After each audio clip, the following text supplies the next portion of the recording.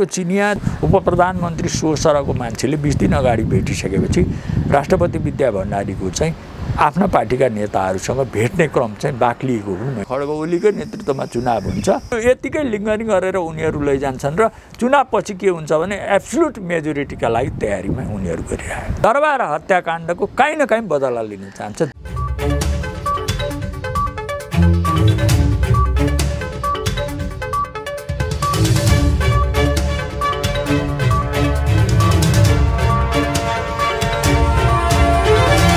नमस्कार आदरणीय दर्शकवृन्द, AP news यात्राको यो अर्को एउटा विशेष संवादमा यहाँहरूलाई धेरै स्वागत छ। म रोहित भण्डारी। दर्शकवृन्द, यति बेला सत्तारूढ दल नेकपाको विवाद चरम चुलीमा पुगेको छ। नेकपाको विवाद थप चुलिँदै गर्दा नेकपा फुट्न सक्छ भनेर कतिपयले भनिरहेका छन्, अनि कतिपयले भनिरहेका छन् कि कुनै पनि हालतमा फुट्दैन, किनकि सत्तारूढ दल नेकपाको यो विवाद पदको व्यवस्थापन हुने बित्तिकै मिलिहाल्छ भनेर भनिरहेका छन्।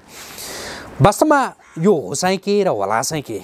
अनि यति बेला नेकपाको यो विवाद चलिरहँदा बाह्य शक्तिको उक्साहट पनि उत्तिकै छ भनेर भन्नेहरू पनि त्यत्तिकै छन्, अनि यसलाई इन्कार गर्नेहरू पनि त्यत्तिकै छन्। वास्तवमा यति बेला बाह्य शक्तिको चलखेल भइरहेको छ या छैन? हामी आजको कार्यक्रममा यिनै विषयको सेरोफेरोमा केन्द्रित रहेर कुराकानी गर्दैछौँ र यसका लागि यति बेला हामीसँग हुनुहुन्छ विश्लेषक पैसल निरौला।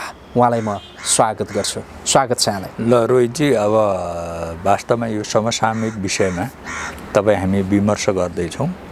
वास्तवमा नेपालको राजनीतिको तरलता र यो तपाईँको 10-11 वर्षको गणतन्त्रको यो आगमनपछि यो राजनीतिले दिशानिर्देश गर्नुभन्दा पनि राजनीति अझ सङ्क्रमित र सङ्क्रमणकाल चाहिँ अझ बढेर चाहिँ गएको चाहिँ देखिन्छ।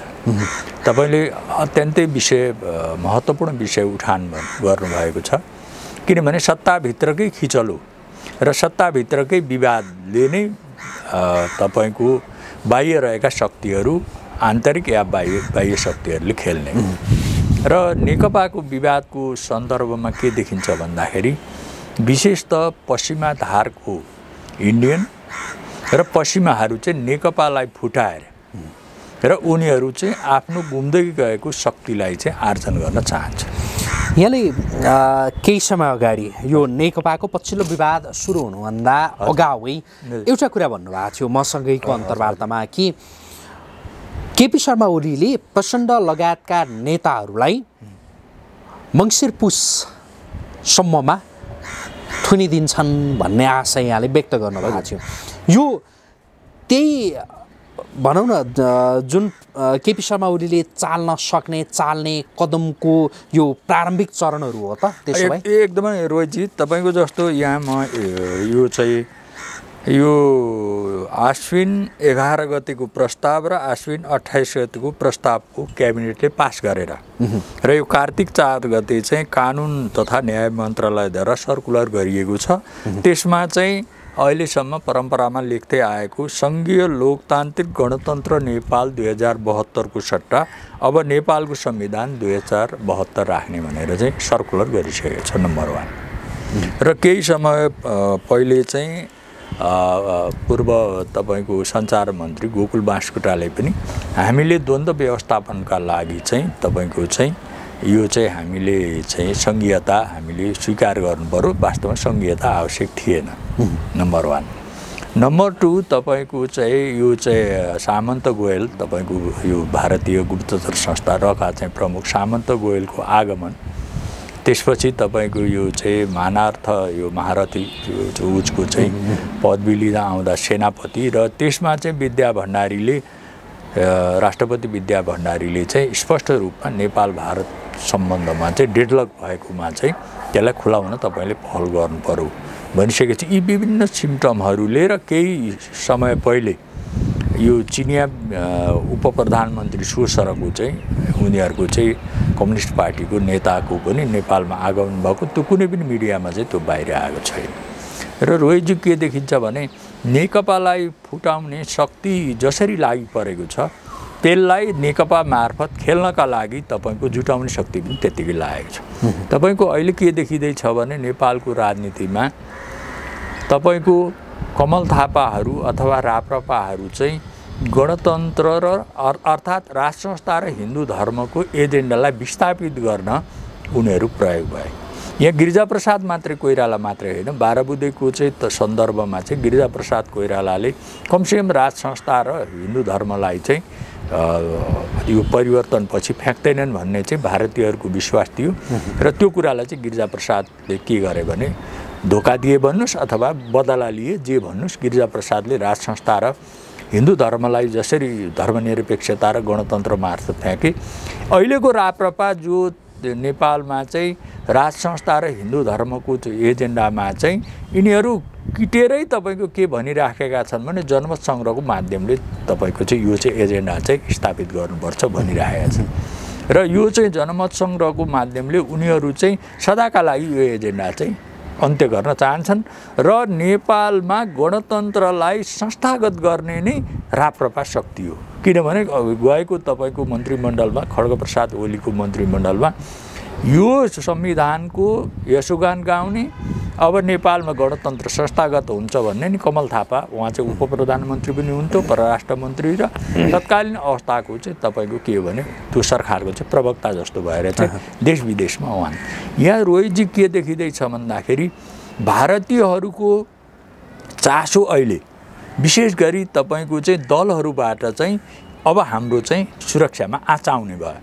किनभने तपाईँको यो चाहिँ नेपाल भनेको चाहिँ तपाईँको के भने असंलग्न परराष्ट्र आन्दोलन र विशेष गरी शान्ति क्षेत्रको प्रस्ताव जुन राजा वीरेन्द्रले राखेको थियो, अहिले बजारमा पनि फेरि शान्ति क्षेत्रको प्रस्ताव आइरहेको छ। यहाँ के देखिँदैछ भन्दाखेरि कोरोना पछिको तपाईँको चाहिँ यो चाहिँ पछि चाहिँ विश्व राजनीतिमा चाहिँ चीनको चाहिँ प्रभुत्व चाहिँ बढिरहेको छ। अर्थतन्त्रदेखि लिएर सैन्य तपाईँको प्रदर्शनीदेखि लिएर र चीन र रुस एउटा गठबन्धनमा देखिन्छन् भने यी शक्तिहरू चाहिँ तपाईँको के देखिन्छन् भन्दाखेरि अहिले पनि तपाईँको नेपाली काङ्ग्रेस भन्नुहोस्, यहाँको दरबार भन्नुहोस् र तपाईँको यो कथित राप्रपाको जुन जत्था छ, यिनीहरू अहिले पनि हिजोकै तपाईँको 90को दशकको धङधङीमा रहेर र तपाईँको इन्डियनहरूको पश्चिमा शक्ति अर्थात् तिरङ्गी र फिरङ्गीकै तपाईँको आड भरोसामा नेपालको राजनीति हुन्छ भन्ने जुन दुर्बुद्धि यिनीहरूले तपाईँको गरिरहेछन्, यसबाट निकास तपाईँको आउँदैन। त्यसैले अहिले हाम्रो छिमेक र उदाउँदो शक्ति र तपाईँको त्यो पनि तपाईँको अब त हामी त यो बेल्ट एन्ड रोड बिहारको त हामी सदस्य राष्ट्र हो र चीनले तपाईँको आज तपाईँको जुन सडक सञ्जालको निर्माण गरिरहेको छ त्यो त तपाईँको धेरै ठुलो तपाईँको स्केलमा चाहिँ काम भइरहेको छ। यहाँ मान्छे हाम्रा पत्रकारहरू हामीले यसलाई त्यति हामीले ध्यान पनि दिएका छैनौँ।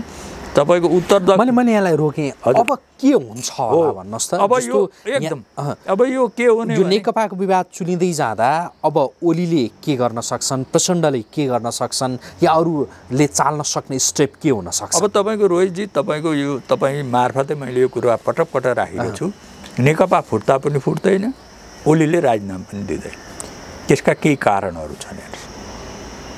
त्यसको के कारण छ भने यो चाहिँ दुई तीनवटा कारण छ। एउटा पहिलो कारण खड्गप्रसाद ओली निकास दिन तयार हुनुहुन्छ। निकास दिन तयार। यो निकास कहाँ गएर रोकिएको छ भने तपाईँको हिजोको राज संस्थावादी अथवा दरबार, नेपाली काङ्ग्रेस र मधेसवादी र राप्रपामा यो निकास रोकिएको छ। किनभने खड्गप्रसाद ओलीलाई निकास चाहिएको त होइन, उहाँ त सत्ताधारी हुनुहुन्छ र उहाँले जति पनि अघि मैले केही निर्णयहरू साङ्केतिक निर्णयहरू तपाईँको गरेँ, उहाँ त निकास दिन सकारात्मक रूपले पनि तयार हुनुहुन्छ, नकारात्मक रूपले पनि तयार हुनुहुन्छ। तर अहिलेसम्म पनि यी शक्तिहरू जुन हिजोको तपाईँको राजनीतिको शक्तिको जुन तपाईँको गरेर त्यही शक्ति केन्द्रमा रहेर चाहिँ निकास आउँदैन। रोहित उहाँहरूले चीन भारत मैत्री र पश्चिमालाई चाहिँ एउटा शक्ति सन्तुलनको रूपमा मात्रै राख्नुभयो भने यसले निकास दिन्छ, निकास आउँछ र नत्र के भने यत्तिकै जान्छ र यो पक्ष र प्रतिपक्षको खेलमा चाहिँ तपाईँको चाहिँ नेकपाको राजनीति अगाडि बढिरहन्छ र आगामी आउने चुनावमा अब करिब 2 वर्षभित्र चुनाव आउँछ यो चाहिँ गाउँपालिका नगरपालिकादेखि लिएर त्यसपछि संसदको चुनाव आउँछ। त्यसका लागि उनीहरू के गर्छन् भन्दाखेरि पूर्ण तयारीमा चाहिँ पनि जुटिरहेका छन्। त्यसैले अहिले खड्गप्रसाद ओलीलाई तपाईँको धारे हात लाउनुको कुनै पनि तुक छैन। प्रधानमन्त्री केपी शर्मा ओलीले दिने निकास दिन लागेको भनेर तपाईँले जो भन्नुभयो नि, दिन खोजेको निकास चाहिँ के हो भन्नुहोस् त, कस्तो खालको निकास? एकदम उहाँ तपाईँको यो उहाँ प्रधानमन्त्री भएपछि नि यो हिम्मत खण्डको कार्यक्रम गर्नुभयो। यो कुरा बुझ्नुहोस्, राम जन्मभूमिको विवादास्पदै कुरा किन नहोस्, एउटा धार्मिक सन्देश त गएको छैन रहेछ। त्यसैले उहाँ हिन्दू राष्ट्रको पनि घुमाउरो पाराले समर्थक हुनुहुन्छ। सङ्घीयताको त उहाँ सुरुदेखि नै विरोधी। त्यो मात्रै होइन, गणतन्त्र चाहिँ तपाईँको ठेलागाडामा चढेर चाहिँ अमेरिका जाने चाहिँ ऊ होइन भने हिमाल टिभी हुन्छ उहाँले एउटा सञ्चार माध्यममा दिनुभएको छ। उहाँ त यसका लागि तयारै हुनुहुन्छ, तर यहाँ जसलाई चाहिएको हो नि रोहित, अबको निकास अमेरिकन धुरी र तपाईँको इन्डियन धुरीमा बसेर अबको निकास आउँदैन रोहित। त्यसैले चाहे राजा ज्ञानेन्द्र हुन्, चाहे शेरबहादुर देउवा हुन्, चाहे कमल थापाहरू हुन्, त्यही तपाईँको पश्चिमाहरूको चाहिँ कित्तामा बसेर नेपालको राजनीतिको निकासका बाधक उहाँहरू हो। त्यसैले त्यसबाट उहाँहरू बाहिर आएर राष्ट्रलाई पनि निकास दिनुपर्छ। राष्ट्रमा पनि शक्ति सन्तुलन र तपाईँको उसको चाहिँ अझ प्रश्नसँग भन्दाखेरि प्रधानमन्त्री केपी शर्मा ओलीले दिन खोजेको भनेको निकास चाहिँ कस्तो भन्नुहोस् त? दिन खोजेको एकदम तपाईँको उहाँ के चाहनुहुन्छ भने, जस्तो विद्या भण्डारीसँग चाहिँ राजा ज्ञानेन्द्रको चाहिँ विद्या भण्डारीकी छोरीसँगको विवाहमा अथवा राजा ज्ञानेन्द्रको चाहिँ नातिसँगको विद्या भण्डारी जानु भने त्यसले त उहाँहरू त त्यो भेन्टिलेसन गर्न दिन तयारै हुनुहुन्छ नि। त्यसमा पनि त केही सन्देश छ नि रोहितजी। त्यसैले खड्गप्रसाद ओली नेपालमा राज संस्था हिन्दू राष्ट्रका लागि निकास दिन तयार हुन्छ। यो मैले तपाईँको भारतीय र चिनियाहरूको केही तपाईँको इन्फर्मेसन पनि तपाईँसँग त्यस्ता के सूचना छन् ताकि तपाईँले यति गम्भीर कुरा गर्नुभयो कि प्रधानमन्त्री केपी शर्मा ओली राज संस्था र हिन्दू राष्ट्रका लागि उहाँले निकास दिन तयार हुनुहुन्छ भनेर भन्नुभयो? के सूचनाका आधारमा, के आधारमा अब त्यो के देखिन्छ भन्दाखेरि इन्डियनहरू तपाईँको यो पछिल्लो इन्डियनहरूको भ्रमण चाहिँ विशेष गरी सुरक्षा र तपाईँको उसमा चासोमा देखिन्छ। र यदि यही स्थिति रह्यो भने उनीहरूले के आकलन गरेका छन् भन्दाखेरि यही स्थिति रह्यो भने नेपालको सुरक्षाको चाहिँ उसमा चाहिँ चिनिया उसमा चाहिँ जान्छ भनेर उनीहरू एकदम आत्तिएका छन्। र तपाईँको हेर्दै जानु होला रोहितजी, अहिलेका यी कम्युनिस्टहरू पनि तपाईँको चिनिया पक्षधर होइन। तर के हुन्छ भने तपाईँको अबको चुनावपछि चाहिँ जनमत त तपाईँको चिनिया पक्षमा छ। अब चाइनिजले विकासमा पनि एकदम तीव्र उसले चाहिँ हात हालिरहेको छ भनेपछि अहिले तत्काल पैसा निकाल्न सक्ने स्थिति पनि त्यही छ। र अर्को के छ भन्दाखेरि नेपाल चाहिँ दक्षिण पूर्व चाहिँ दक्षिण एसिया पस्ने चाहिँ महत्त्वपूर्ण चाहिँ मार्ग हो। यो चाहिँ चाबी नै नेपालसँग हुनेछ। जलस्रोतदेखि लिएर यहाँको चाहिँ सांस्कृतिकदेखि लिएर सम्पूर्ण कुराहरूले चाहिँ र भारतको चाहिँ तपाईँको ब्याकवार्ड तपाईँको अत्यन्त पिछडिएको क्षेत्र जसलाई हटल्यान्ड र तपाईँको यो चाहिँ विकल्यान्ड पनि भनिन्छ, त्यो क्षेत्र चाहिँ तपाईँको चाहिँ के छ नेपालसँग जोडिएको छ। नेपालमा भएको समृद्धिले त्यो क्षेत्रलाई प्रभाव पर्छ र भारतमा पनि त्यसले उथलपुथल ल्याउँछ। त्यसैले इन्डियनहरू चाहिँ अहिले चाहिँ के देखिन्छ भन्दाखेरि नेपाल चाहिँ चिनको चाहिँ तपाईँको सुरक्षा छाता अथवा चिनको चाहिँ कम्प्लिट प्रभावमा नजाओस् भनेर उनीहरू आत्तिएका छन्। त्यस कारणले पनि तपाईँको के छ भने राष्ट्र संस्था हुँदा उनीहरूलाई जति दुवै राष्ट्रको चिन भारत दुवैको तपाईँको चाहिँ ऊ थियो, सुरक्षालाई चाहिँ कुनै पनि तपाईँको थ्रेट थिएन, कुनै पनि त्यस्तो खालको चाहिँ ऊ थिएन भनेपछि दललाई त कतिवटालाई सम्झिने रोइन्छ। एउटालाई समातो अर्को फुत्किन्छ, अर्कालाई समातो अर्को फुत्किन्छ भनेपछि बरु स्थायी संस्था भयो भने स्थायी संस्थाका उसका आफ्ना मर्यादा हुन्छन्, त्यो मर्यादाभित्र रहन्छ र त्यो संस्थाले मात्रै हाम्रो सुरक्षालाई चाहिँ तपाईँको चाहिँ के गर्छ भन्ने त्यसले ग्यारेन्टी दिन्छ भन्ने चाहिँ उनीहरू यो पुगेका छन्। मैले इन्डियनका सर्टेन मान्छेसँग पनि मेरो केही सम्पर्क छ। त्यसैले उनीहरू चाहिँ राज संस्था र हिन्दू धर्मको पक्षमा योभन्दा अगाडि थिएनन् रोहितजी, तर अब चाहिँ उनीहरू यो पक्षमा आएका छन्। तर यसका लागि पनि केही वातावरण त तयार गर्नु पर्यो। ल लेखेर राख्नुहोस् रोहितजी, तपाईँको नेपाली काङ्ग्रेस, मधेसवादी दल राप्रपाहरू एक ठाउँमा आएर हिन्दू राष्ट्र र राज संस्थाको पक्षमा उनीहरूले चाहिँ कुनै एउटा आमसभा गरेर घोषणा गरे भने खड्ग ओलीले त्यसलाई स्वागत गर्छन् र त्यो निकास तुरुन्त आउँछ। त्यस्तो हुन सक्ला र? अब नसक्ने हो भने त के हुन्छ भने अर्को चुनाव पर्खिने हो भने के हुन्छ भने सत्ता पनि उहाँहरूको छ, तपाईँको सम्पत्ति पनि उहाँहरूसँग छ, अहिले अपार धनराशि तपाईँको सङ्कलन गरेको छ, सत्ता प्रशासन र एजेन्डा पनि उहाँहरूसँग छ र सङ्गठन पनि उहाँहरू छ। अब काङ्ग्रेस त अहिले रोहितजी कस्तो छ भने एउटा धरो बाँधेको लगौटी हुन्छ नि, हाम्रो यो कटु शब्द होला, धरो बाँधेको त्यो लगौटी फुकालेर तपाईँको यो चाहिँ फेटा जस्तो निधारमा बाँधेर सर्वाङ्ग हिँडेको छ। न काङ्ग्रेससँग नेतृत्व छ, न काङ्ग्रेससँग एजेन्डा छ, न काङ्ग्रेससँग सङ्गठन छ भनेपछि त्यस्तो शक्ति प्रतिपक्ष र यत्रो तपाईँको चाहिँ विभिन्न उसमा करप्सन हुँदाखेरि त्यो बोल्न सक्दैन भनेपछि अर्को चुनावमा काङ्ग्रेस त तपाईँको नामेट हुन्छ र यी साना दलहरू पनि नामेट हुन्छन् र यही नेकपा के भन्ने यो एमालेकै तपाईँको चाहिँ मूल त एमाले नै हो होइन, यो आवरण मात्र नेकपा हो। यसैले नै के गर्छ भन्दाखेरि एब्सोल्युट अहिलेको भन्दा पनि बढी चाहिँ बहुमत ल्याउँछ। पार्टी फुटे पनि खड्ग ओलीकै नेतृत्वमा चुनाव हुन्छ। पार्टी त फुट्दैन मेरो विश्लेषणमा, या कदम पार्टी फुट्यो भने पनि खड्ग ओलीकै नेतृत्वमा चुनाव हुन्छ। त्यसैले उनकै नेतृत्वमा भएको चुनावले के गर्छ भने यो चाहिँ अहिले यिनीहरू नक्कली कम्युनिस्ट हुने हेर्नुहोस्, अनि बिस्तारो के हुन्छ भने सक्कली कम्युनिस्टको रूपमा चाहिँ यिनीहरूले स्थापित हुन्छन् र यी बुढा पुरानाहरू हटेर चाहिँ नयाँ पुस्ता आएपछि नेपालको विकास र तपाईँको समृद्धिको यात्रा अत्यन्तै लामो। यहाँको विश्लेषण आउँदो चुनावमा जाँदाखेरि केपी शर्मा ओली नेतृत्वको दलले भनौँ न त्यति बेला उठाउने एजेन्डा भनेको चाहिँ राज संस्था र हिन्दू राष्ट्र हुन्छ भन्यो, अनि उहाँले कसरी दिने? यो त उहाँहरूले दिनुपर्ने हो। निकास जस्तो हो तपाईँको पञ्चायतको विरुद्धको निकास बहुदल ल्याउने त बहुदलवादीले दिनु पर्यो। यदि उहाँहरूले आफ्नोलाई पुनर्मूल्याङ्कन गर्ने, मैले जुन शक्तिलाई इङ्कित गरिरहेको छु त्यो शक्तिले आफूलाई पुनर्मूल्याङ्कन गरेर अब साँच्चीकै निकास दिनुपर्छ र आफ्नो अस्तित्वलाई पनि तपाईँको चाहिँ अब हामीले चाहिँ यो चाहिँ दाउमा राख्नु हुँदैन भन्ने उहाँहरूलाई लाग्छ भने उहाँहरूले निकास दिनुभयो भने त्यसलाई खड्ग ओलीले स्वीकार गरे, नभए त तपाईँको यत्तिकै जान्छ र तपाईँको खड्ग ओलीकै नेतृत्वमा चुनाव हुन्छ।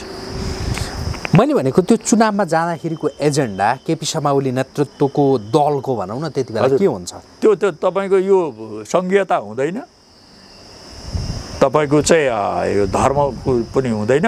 मलाई लाग्छ मेरो अनुमानमा चाहिँ उहाँहरूको चाहिँ हिन्दू राष्ट्र चाहिँ एजेन्डा हुने सम्भावना प्रबल छ। केपी शर्मा ओली नेतृत्वको दलले हिन्दू राष्ट्रको एजेन्डा बोकेर आउँदो चुनावमा जान सक्छ एकदम। यो चाहिँ तपाईँको भारतीयहरूको पनि के छ भन्दाखेरि यो 24सम्म चाहिँ नेपाललाई हिन्दू राष्ट्रको रूपमा चाहिँ अगाडि बढाउने भन्ने उनीहरूको पनि तपाईँको चाहिँ मान्यता मैले तपाईँको थाहा पाएको छु। त्यसैले खड्गप्रसाद ओलीले सङ्घीयता र तपाईँको यो धर्मनिरपेक्षता एजेन्डा छोडेर हिन्दू राष्ट्रको एजेन्डा लिएर पिपुलमा गयो भने त्यो उनले गरेको त्यो तपाईँको आह्वानले अनि जनमत त अहिले यो राप्रपा भन्नुहोस्, काङ्ग्रेसभित्रको भन्नुहोस्, मधेसवादीको जुन हिन्दूको तपाईँको जुन सेन्टिमेन्ट छ, जुन कमल थापाले पनि तपाईँको 10-12 लाख जनमत ल्याएको थियो, त्यो जनमत चाहिँ स्वाट्टै के हुन्छ भने खड्ग ओलीको पक्षमा जान्छ र अनि त्यसले के गर्छ भने उनको बहुमतलाई अझ चाहिँ तपाईँको चाहिँ के गर्छ भन्दा बलियो बनाउँछ। सङ्घीयता र तपाईँको खारेजी र हिन्दू राष्ट्र घोषणाको एजेन्डा लिएर केपी शर्मा ओली चुनावमा जानुहुन्छ। त्यसका केही आधारहरू छन्, सङ्केतहरू छन् जस्तो आउने बित्तिकै हिम्मत खण्डको बृहत कार्यक्रम त्यस आधारमा भन्न एकदम। र इन्डियनहरूको पनि यो यसमा चाहिँ हिन्दू राष्ट्रको पक्षमा चाहिँ उनीहरू एकदमै छन् लाइक। पश्चिमा शक्तिले रोक्ला नि त फेरि कि? पश्चिमा शक्तिले रोक्न सक्दैन रोहित अबको राजनीति, हिजोको जस्तो छैन रोहित। हिजोको दिनमा धर्मनिरपेक्षता सङ्घीयता पश्चिमा शक्तिको एजेन्डा हो भनेर होइन। अब त्यो एजेन्डालाई फाल्दै गर्दाखेरि पश्चिमा शक्ति त्यसो भए चुप लागेर बस्ला त होइन। पश्चिमा शक्तिले सानातिना घटना घटाउन सक्छ, त्यो घटनाले केही पनि राजनीतिमा प्रभाव पर्दैन। पश्चिमा शक्ति कमजोर भयो, कमजोरै भयो। अब उनीहरू त तपाईँको हेर्नुहोस् न, पश्चिमा शक्ति इन्डियन मात्रै होइन, पश्चिमा शक्ति तपाईँको ग्राउन्डमा पनि ठुलो बदनाम भइसक्यो। क्रिस्चियनिटी र तपाईँको यो चाहिँ गलत खालको तपाईँको जातीय विद्रोहदेखि लिएर माओवादी मुभमेन्टदेखि लिएर तराईको मुभमेन्टदेखि लिएर लिम्बुवान खोम्बुवानदेखि लिएर यिनीहरूले चाहिँ नेपालमा चाहिँ यो चाहिँ आगै लाउन आउने रहेछन्। र हाम्रो धर्म संस्कृति मास्नै आउने रहेछन् भने पिपुलमा तपाईँको पिपुलले आधार नभएपछि माथिबाट सञ्चालित भएको मान्छे पनि के भने त्यसको नकाब तपाईँको नउगारुन् जेलीसम्म मात्रै रोइजी त्यसले काम गर्छ। जस्तो एउटा गुप्तचर चाहिँ यो गुप्तचर हो भने त्यसले गुप्तचरी नै गर्न सक्दैन। यसैले कुनै पनि तपाईँको पश्चिमाको तपाईँको मानिसहरूबाट चाहिँ अब चाहिँ नेपालमा केही समय तपाईँको बखेडा हुने, केही समय सानातिना घटना हुने हुन्छन्, नत्र भए तपाईँको यी तपाईँ पश्चिमा शक्तिहरू बिस्तारो तपाईँको ओह्रालो लागेको चाहिँ देखिन्छ। इन्डिया त अहिले तपाईँको चाहिँ आक्रामक भएर चाहिँ स्थितिमा त्यसलाई अफेन्सिभ भन्दा पनि अहिले डिफेन्सिभमा पुगेको छ भने पश्चिमा शक्ति पनि दिनानुदिन ओह्रालो लागिरहेको छ। तपाईँले अघि भन्नुभयो नि जस्तो नेकपा फुट्दैन भनेर होइन? हजुर, फुट्दैन, कुनै हालतमा फुट्दैन। अब जस्तो त्यो सिङ्गो नेकपा हजुर आगामी चुनावमा जाँदाखेरि सङ्घीयताको खारेजी र हिन्दू राष्ट्र घोषणामा सहमत हुन्छ त? जस्तो प्रचण्ड, माधव कुमार नेपाल लगायतका नेताहरू सहमत हुन्छन् त? माधव कुमार र तपाईँको खड्गप्रसाद ओली तपाईँको एकै ठाउँमा छन्, बाहिर तपाईँको ऊ मात्रै हो। किनभने अब यसमा धेरै मदन भण्डारीदेखि लिएर तपाईँको उहाँहरूको स्वार्थ छ। मेरो विश्लेषणमा चाहिँ माधव नेपाल र खड्ग ओलीको पदीय ऊ मात्रै हो। अब प्रचण्डको चाहिँ अलिकति आफ्नो आइडेन्टिटी आफ्नो, किनभने ऊ त माओवादीबाटै आएको हुनाले। मैले त्यही सोधिरहेको छु, प्रचण्ड नेकपामा नै बसेर आउँदो चुनावमा ओलीको जुन एजेन्डा अघि तपाईँले भन्नुभयो नि यो हुनसक्छ भनेर, हिन्दू राष्ट्र र सङ्घीयताको खारेजी, त्यसमा सहमत हुनु होला त? अब तपाईँको यो सहमत नभइकन सुखै छैन। हेर्नुहोस् किन सुख छैन भने आखिर उहाँहरू त आफ्नो चाहिँ सुरक्षा र आफ्नो राजनीति बचाउन नि तपाईँको नेकपा एमालेमा छिर्नु भएको हो। अर्को कुरा के छ भने प्रचण्ड जुन शक्तिले तपाईँको नेकपा फुटाउनु खोज्छ त्यही शक्तिले प्रचण्डलाई चाहिँ के गरिरहेको छ भने तेरो चाहिँ हामी सुरक्षा गर्छौँ। जस्तो अब उदाहरणका लागि भनौँ, तपाईँको नेपाली काङ्ग्रेस फुट्न लाग्दाखेरि नेपाली काङ्ग्रेसको त्यो तपाईँको फुटाउने तपाईँको कार्यक्रम चाहिँ नेपाल प्रज्ञा प्रतिष्ठानमा गिरिजाधर पक्षधरहरूले गरेका थिए। त्यो थाहा पाएपछि कृष्णप्रसाद भट्टराईले के गर्नु भने धेरै भट्टराईलाई थुक्नेदेखि लिएर अपमान गर्ने काम पनि गरे। त्यो हुँदाहुँदै पनि उहाँले सहेर चाहिँ नेपाली काङ्ग्रेस आफ्नो कार्यकालमा फुट्नबाट जोगाउनु भयो। पछि त शेरबहादुरसँगको कुराले फुट्यो। र प्रचण्डले पनि धेरै कुराहरू, प्रचण्डको छोरो मारिएको छ,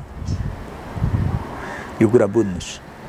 चुनाव रोक्नकै लागि प्रचण्डको छोरो मारिएको थियो, यो एकदम इम्पोर्टेन्ट कुरा। र तपाईँको ती सम्पूर्ण अपमान सहेर पनि ऊ त्यहाँ किन प्रचण्ड त्यहाँ किन बसिरहेछन् भने यो, किनभने प्रचण्डलाई हिजो जुन शक्तिले प्रयोग गर्यो, प्रचण्ड पथ बनाए, एकदम राष्ट्रवादी भनेर बनायो, आज त्यही शक्ति नै के गर्छ प्रचण्डमाथि खनिएको। त्यसैले प्रचण्डमा के देखिन्छ भने सुरक्षाको पनि भावना, आफू कसरी सुरक्षित रहेर अगाडि बढ्ने, र अर्को कुनै उनमा प्रतिशोध पनि छ, प्रतिशोध लिने पनि भावना देखिन्छ। तर के छ भन्दाखेरि उनको अलिकति विभिन्न उसमा प्रयोग भएको कारणले आफ्नो आइडेन्टिटी, आफ्नो ऊ चाहिँ पहिचान चाहिँ गुमाइराखेको पनि स्थिति छ। त्यसैले तपाईँको प्रचण्डले त्यो कुरा बुझेको हुनाले तपाईँको प्रचण्ड यसैमा रहनेछन् र यहाँबाट निक्लियो भने प्रचण्डसँगका माओवादीहरू प्रचण्डसँग जाँदैन।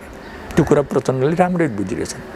त्यसैले यहाँ बस्नुको बाहेक विकल्प छैन, नभए बाबुराम जस्तो घर नघाटको हुन्छन् प्रचण्ड। त्यसमै यहाँको विश्लेषण प्रचण्ड स्वयं अपमान सहेर पनि नेकपामा नै बस्छन् भन्ने तपाईँको? एकदम बस्छन् र काहीँ न काहीँ तपाईँको चाहिँ हाम्रा दुईटा छिमेकीहरू एक ठाउँमा आएर हाम्रो समस्या समाधान हुँदा प्रचण्डले न्याय पाउनेछ, यति भनेको। त्यो भनेको चाहिँ कस्तो?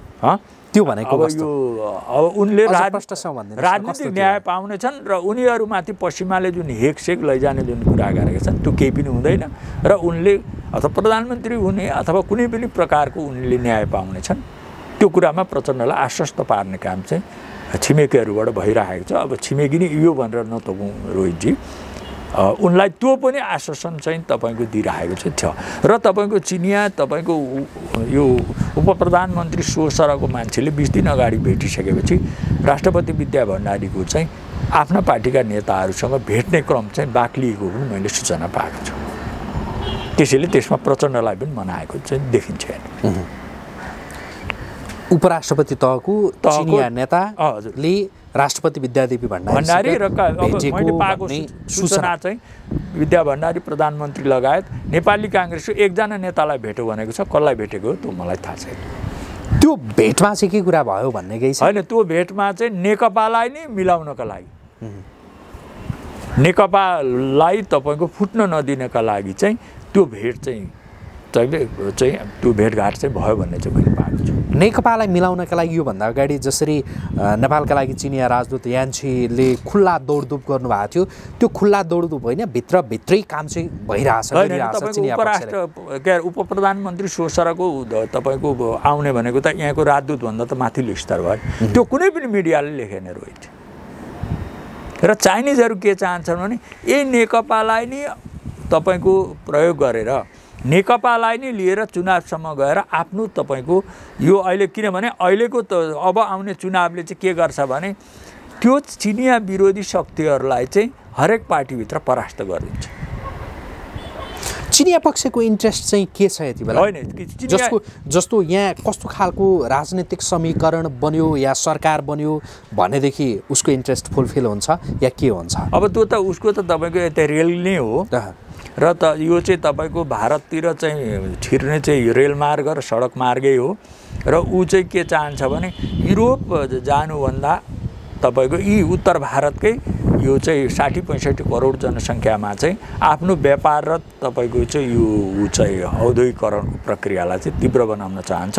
त्यसका लागि चाहिँ सबैभन्दा सुरक्षित मार्ग चाहिँ नेपाल हो। अहिलेको जस्तो चाहिँ अब आउने चुनावपछि चाहिँ निर्वाचित सांसदहरूले चाहिँ अहिलेको जस्तो चाइनिजहरूले चाहिँ आत्तिएर चाहिँ यिनीहरूलाई मिलाउनका लागि फुट्छन् अथवा जुट्न लाग्यो भने यिनीहरूका लागि जुन चिन्ता लिनुपर्ने छ नि, त्यो चिन्ता लिनुपर्ने उसबाट चाहिँ उनीहरू मुक्त हुन्छ। र अनि के हुन्छ भने नेपालभित्र विकास निर्माणदेखि लिएर सडक सञ्जालको काम चाहिँ चीनले अहिलेको व्यवस्था रुचाएको छैन। अहिलेको व्यवस्थाबाट त कोही पनि मान्छे अहिलेको गणतन्त्रात्मक यो व्यवस्थाबाट गणतन्त्र र यो खुसी छैन। होइन, गणतन्त्र भन्दा पनि अहिलेको जुन तपाईँको यो चाहिँ अस्थिरताको राजनीति छ त्यसबाट त कुनै पनि शक्ति खुसी छैन। भनेको गणतन्त्रले निम्ताएको अस्थिरता हो चीनको र भारतको बुझाइ हो। एकदम यो उनीहरूले जुन रूपले चाहिँ यसलाई तपाईँको चिनिया त तपाईँको यो पक्षमै थिएन, चिनियालाई बाइपास गरेर ल्याएको थियो। यद्यपि 12 बुँदेमा चीन भारत एकै ठाउँमा छन्, जुन चाहिँ 10औं चीन यो चाहँदैन थियो गणतन्त्र, चाहँदैन। एउटा कम्युनिस्ट मुलुक भनौँ न एक हिसाबले भन्यो भनेदेखि कम्युनिस्ट मुलुकले राजतन्त्र चाहन्थ्यो त नेपालमा? अब त्यो त होइन, त्यो त महेन्द्रसँगको सम्बन्धदेखि लिएर सबैभन्दा हाम्रो ठुलो मित्र भनेर महेन्द्रलाई माओ सेतुङले भनेकोदेखि लिएर ग्रेट हल अफ द पिपुलमा चाहिँ महेन्द्रको ठुलो फोटो राखेकोसम्म मैले सूचना पाएको छु। र तपाईँको त्यहाँ चाहिँ जाँदाखेरि हाम्रो असली मित्र भनेर राजा महेन्द्रको तस्बिर देखाउनदेखि लिएर राजा वीरेन्द्र त तपाईँको चाहिँ खम्पा विद्रोह दमन गरेपछि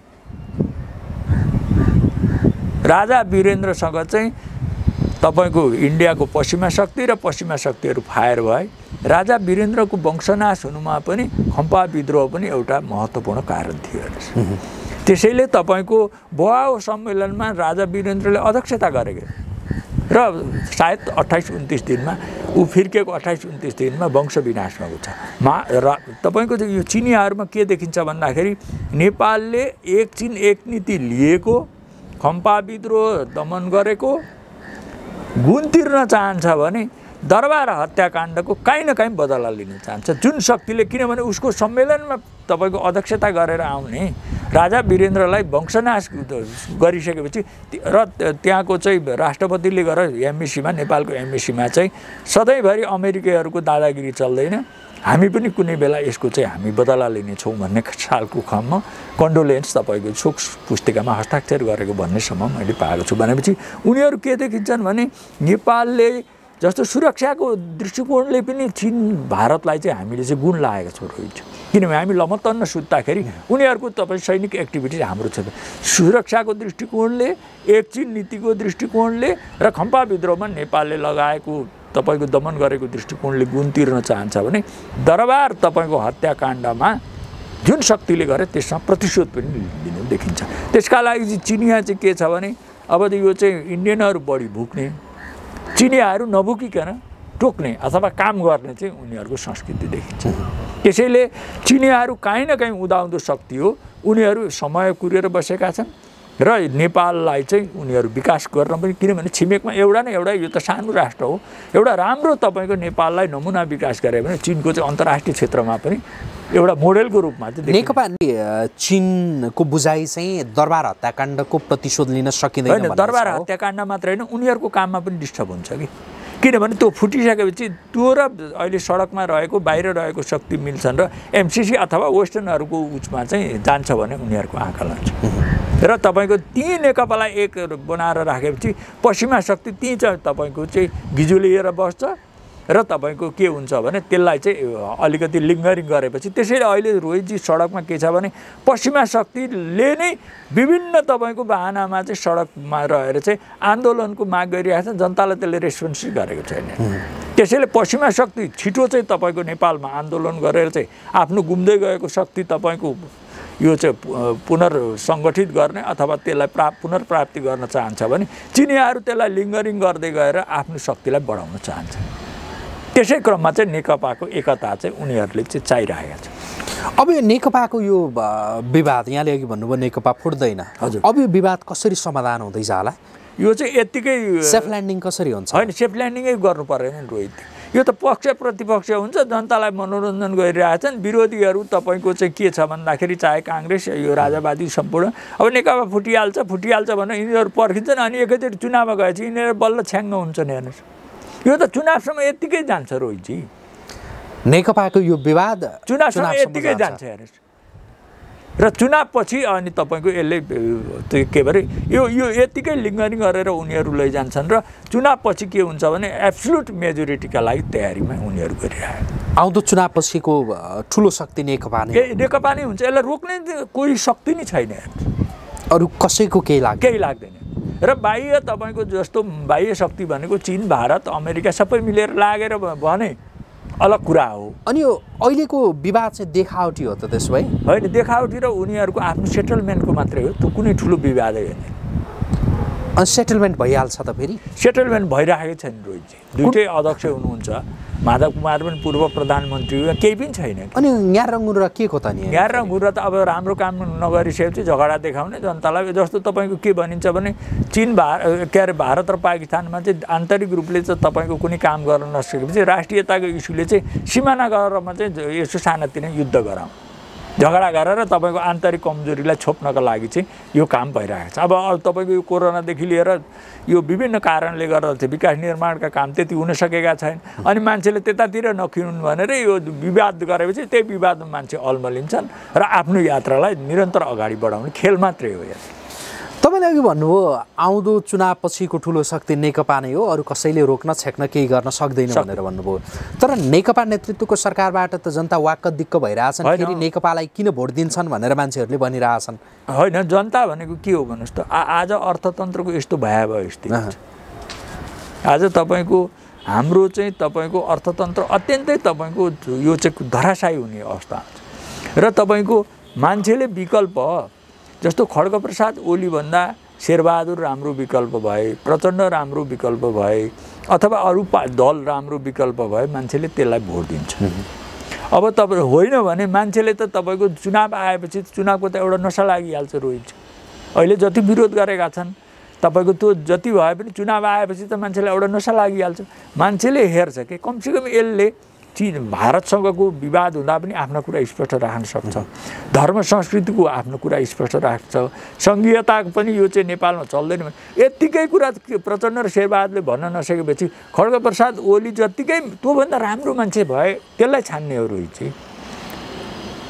नभए त मजबुरीका नाम महात्मा गान्धी भन्ने तपाईँको हिन्दी उखान छ, मजबुरीका नाम महात्मा गान्धी भने चाहिँ तपाईँको बाध्य भएर खड्गप्रसाद ओलीकै नेतृत्व र उनलाई नै फेरि चयन गर्नुको विकल्प देख्दिनँ म।